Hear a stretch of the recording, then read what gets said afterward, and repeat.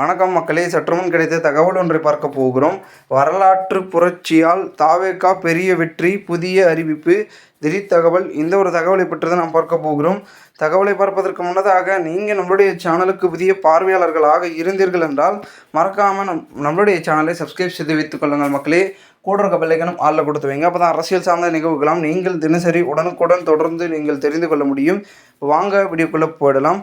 தற்பொழுது பெண்கள், இளைஞர்கள் செய்த வரலாற்று புரட்சியால் தாவேகா பெரிய வெற்றியை பெறும் என ஆதவ் அர்ஜுனா தெரிவித்துள்ளார். சென்னையில் பேட்டியளித்த அவர், தாவேகாவிற்கு எதிரான பரப்புரைகள் தூக்கி எறியப்பட்டுள்ளன என்றார். அனைத்து வாக்குச்சாவடிகளிலும் தாவேகா பூத் ஏஜென்ட்டுகள் சிறப்பாக பணியாற்றியதாகவும் அவர் குறிப்பிட்டும் இருக்கிறார். பெண்களும் இளைஞர்களும் சேர்ந்த காம்போவை எந்த தலைவராலும் உடைக்க முடியாது எனவும் ஆதவ் அர்ஜுனா குறிப்பிட்டு பேசியிருக்கிறார். இதனால் இவர்கள் ஏறக்குறைய வெற்றியை நிர்ணயிக்கக்கூடிய இடத்தில் வந்துவிட்டார்கள் என்பது இவருடைய பேச்சின் மூலமாகவே தெரிகிறது.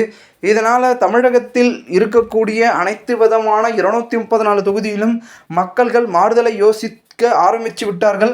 அதற்கான காலமும் பிறந்து விட்டது. இனி தமிழகத்திற்கு நற்காலமாக, பொற்காலமாக மாறப்போகிறதா? நாளை வாக்கு எண்ணிக்கையில் தெரிந்துவிடப் போகிறது. எந்த கட்சி தான் ஆட்சிக்கு வரப்போகிறது, என்ன நடக்கப் போகிறது, தாவேகா ஆட்சிக்கு வர வேண்டும் என்று தொண்டர்களும் ரசிகர்களும் அவர்களுடைய ஆதரவாளர்களும் இளைஞர்களும் மற்றும் நிர்வாகிகளும் முக்கிய புள்ளிகளும் விஜயும் தாவேகா சார்பில் இருக்கக்கூடிய சினிமா துறையில் இருக்கக்கூடியவர்களும் எல்லாருமே நினைக்கிறார்கள். ஸோ அந்த அளவிற்கு இருக்கும்போது தமிழகமே ஒட்டுமொத்தமாக கலந்து பேசி கொண்டிருக்கக்கூடிய இந்த ஒரு சூழல், யார் தாங்க ஆட்சிக்கு வரப்போகிறார்கள், அவர் வரமாட்டார், இவர் வரமாட்டார், எவர் வரமாட்டார், இவர் வரமாட்டார்னு சொல்லி அப்படியே குழப்புறாங்களே தவிர யதார்த்தத்தை யாருமே சொல்ல மாட்டார்கள். ஸோ அந்த ஒரு யதார்த்தம் நாளை வாக்கு எண்ணிக்கையில் தெரிய போகிறது. கண்டிப்பாக தமிழகத்தில் விஜய் அவர்களுடைய தாக்கம் பெரிதாக இருக்கும் அப்படின்றது மட்டும் ஏறக்குறைய தெரிகிறது. ஏன்னா ஒரு தொகுதியில் மட்டுமே அந்த வாக்குகளை பிரிக்கக்கூடிய சூழலில் விசில் சின்னம் அதிகப்படியாக இருந்திருக்கிறது அப்படின்றது தெரிகிறது. அங்கே போன ஆசிரியர்களாக இருக்கட்டும், தேர்தல் பணியில் ஈடுபட்ட ஆசிரியர்களாக இருக்கட்டும், மற்றபடிக்கு வெளிப்படையாகவே அந்த ஊரை சார்ந்த புள்ளிகளாக இருக்கட்டும், எல்லாருமே இளைஞர்கள் எதிர்க்கு போட்டிருக்காங்க. அவங்க நடை அந்த ட்ரெஸ் கோடு மேட்சிங் அப்படி இப்படின்னு சொல்கிறாங்களா, அதை கூட தாவேகா சார்ந்து எவ்வளோ பேர் போட்டு ஸோ அந்த வெற்றியை தீர்மானிக்கக்கூடிய இடத்துல இருந்திருக்காங்க அப்படின்றது மட்டும் தெரிகிறது. பார்க்கலாம் என்ன நடக்கிறது, என்ன மாதிரியான மாறுதல்கள் அப்படின்றத. மேலும் இந்த ஒரு தகவலை குறித்த பொதுமக்கள் உங்களுடைய கருத்துக்களை நீங்கள் கமெண்ட் மூலமாக தெரிவிங்கள்.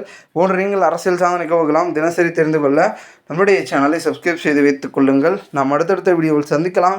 அதுவரை உங்களிடமிருந்து விடைபெறுகிறேன். நன்றி, வணக்கம் மக்களே.